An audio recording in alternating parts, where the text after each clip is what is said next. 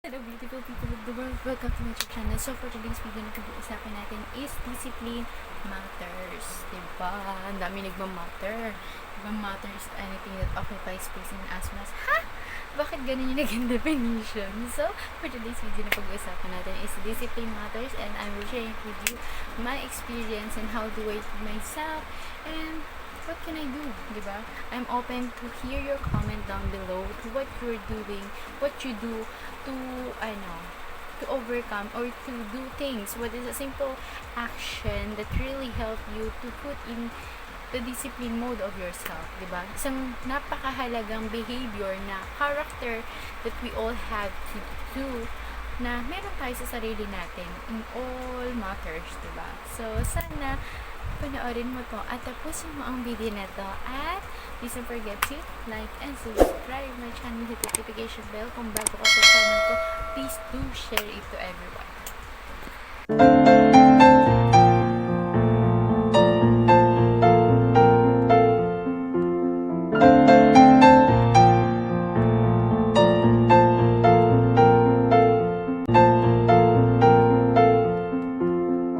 Hello beautiful people of the world, welcome to my YouTube channel. So the topic that we have right now is discipline matters, diba? Discipline matters kasi ang dami nating gustong gawin sa buhay, ang dami mong gawin, ang dami mong gustong i-organize, ang dami mong gustong simulan, diba? But discipline really the big factor in our life. That's why the title that we have right now is discipline matters. Kasi, diba, paano ka magsisimula kung wala kang disiplina? Hindi siya magiging isa sa mga bagay na na-realize ko. Ang dami kong gustong gawin sa sarili ko, ang dami kong gustong gawin sa buhay ko. Then, aside na hindi ko pa nakikita, kasi ang nangyayari, kung wala kang discipline, kung ano yung nasa harap mo, yun yung gagawin mo. Kung ano yung bigay sa'yo, kung ba, may napanood kang ganito na gusto mong gawin, tapos ganun mong gawin, you pick it up one by one. And then, the end is lahat simulan mo, pero wala kang natapusan. So, yun yung na-realize ko na kailangan kong magkaroon ng discipline dun sa bagay na gagawin ko. Although, discipline, we have all discipline. We have the discipline in all matters in our life for sure, diba? Kung wala man, wala pang maliit pa lang yung presentation, it doesn't matter kasi kayang-kaya mong i-increase yan, diba? Kung kinaya ko, posible na hindi mo kayanan, diba? Kaya sabi ko, wait lang, babaeng napakaganda. Ano bang ginagawa mo? Diba? So, yun. Na-realize ko na discipline really matters, na kailangan, kung ito yung bagay nito sisimulan ko, ito lang muna. Diba? Hindi pwede na lahat sisimulan mo, pero wala kang tatapusan. Kailangan sisimulan mo to, tapos, tatapusin mo until maging consistent siya. Sabi nga nila is 20 days is creating na habit, and 90 days is creating the lifetime. Diba? Yung 21 to 90 days na sinasabi na behavior niya, sabi sa natin, katawan. Sabi ko, okay, 21 days for the habit and 90 days for the lifetime, diba? Kailangan mo i-pursue yung sarili mo. Hindi mo kailangan ng isang taon or kailangan ng isang for so many years to build yourself in the things na magkaroon ka nun. Kumbaga, pag sabi nga nila, diba, pag gusto mo talaga, may paraan. Pag ayaw mo, may dahilan. Ngayon, anong ginagawa mo para magkaroon ka ng dahilan? Kasi kung may dahilan ka, kung mayroon ka ng reason para simulan yung bagay na gusto mong gawin, what is stopping you, diba? Just make the time na kailangan mo magsimula kung ano man yung dapat mong simulan.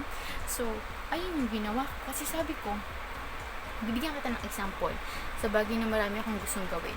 Gusto ko mag-write ng book, mag-write ng quotes, mag-write ng songs, tapos, at the same time, mag-video. Diba? So, in-analyze ko yun, yung sarili ko, wait lang, lahat yun pwede kong gawin simulan. Kaya lang, mahahati yung focus ko. Diba? Mawawalan ako ng laser light focus. Mawawalan ako ng tunnel vision. Diba? Ano yung kailangan ko munang gawin? Ito lang muna. Kumbaga, ito lang muna yung magiging focus. Straight line lang muna. Diba? Kapag naging okay na siya, sa subconscious mind ko, at nakilala na siya, na-recognize na siya, naging comfortable na siya in my well-being, then, I can add new things. Diba?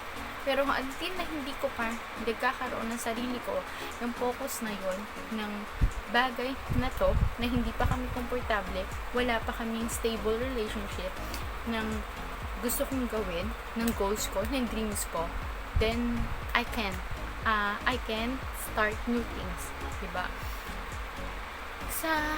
Kasi yung sinasabi ko na example na kapag wala ka nung bagay na discipline doon sa gagawin mo, nangyari siya sa akin. Diba? Nangyari talaga siya. Totoo siya. Kaya nga, ini-example ko sa inyo at sinasabi ko sa'yo na kung ano yung gusto mong gawin, gawin mo lang. Kung ano talaga siya.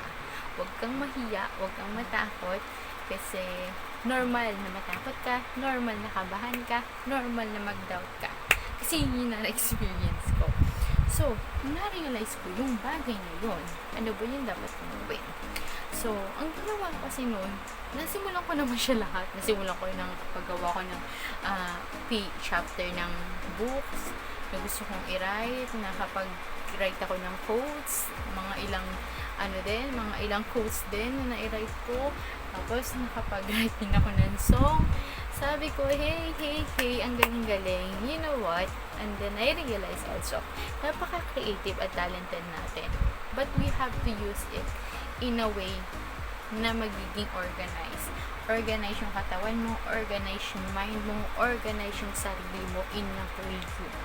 Kasi, hindi mo makikita yung solid na result kung hindi ka kikilos, kung hindi ka gagawa ng bagay na kung hindi mo i-apply yung discipline sa sarili mo.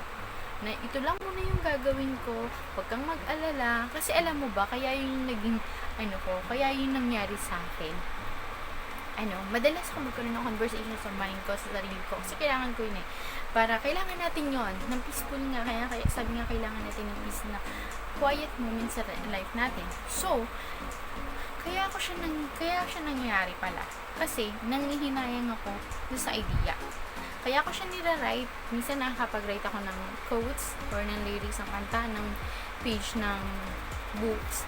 Kasi, nanghihinayang ako dun sa idea. Nanghihinayang ako dun sa knowledge na bigla na lang kasi siya papasok sa'yo, sa sarili mo.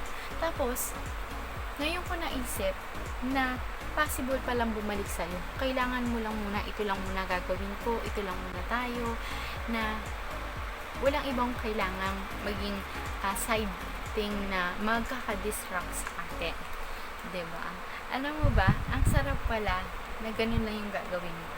Kasi, mas nagiging consistent ka, nagiging persistent ka, at nagiging mas madali siya na nangyayari. Ito na lang sasabihin ko sa'yo. Gusto ko lang i-share sa'yo yung experience ko. May nabanggit ko naman sa ibang video ko na hindi ako talaga marunong magluto before. Then, pagdating also sa when it comes to kitchen things, paghuhugas na ang alam ko. So, I still remember the thing nung nagtatrabaho nun sa una kong employer back then in Saudi. Yung before, yung replacement ko doon, yung pinalitan kong tao doon, ang bilis niya kumilos, sobra. Tapos, kasi, alam mo yung marami ka pang gagawin. So, when it comes pagluluto, hinahayaan ko lang siya. Tapos, nung umalis na siya, wala na akong ibang magiging relay. Ganun pala yun, na kapag wala ka ng iba kasi mga asahan, kundi sarili mo lang, kung hindi ka magmamadali, magbabagal ka, ikaw rin lang mahihirapan.